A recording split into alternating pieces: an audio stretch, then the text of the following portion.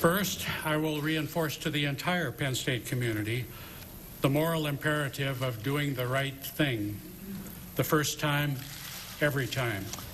Penn State begins picking up the pieces, but the scandal has now reached the state of Texas. San Antonio police say they are investigating the possibility that one of the victims in this case was molested during Penn State's 1999 trip to the Alamo Bowl. Texas law and Pennsylvania law have some key differences about what you are expected to do if you witness a crime happening. And Jerry Sandusky spoke with a detective who says communication after crimes like this can be a huge problem.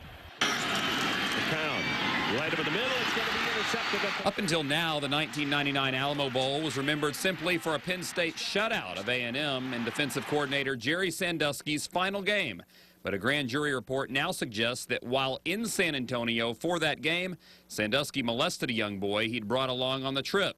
San Antonio police say they'll investigate, and Texas laws aren't written like they are in Pennsylvania. Under Texas law, you are required to be the one that makes that report. Austin Police Child Abuse Detective Joel Pridgeon points out that in Texas, if you see it with your own eyes, you have to tell either police or Child Protective Services. If you don't, you're breaking the law.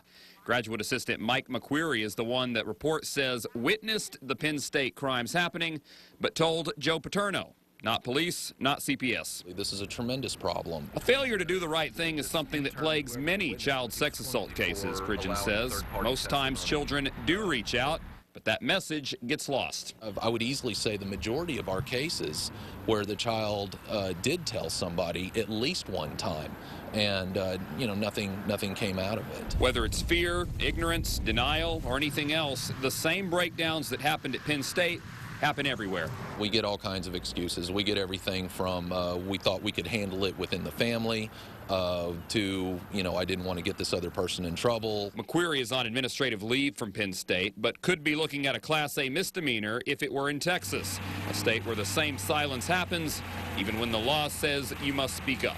Jerry Sandusky, KXAN News.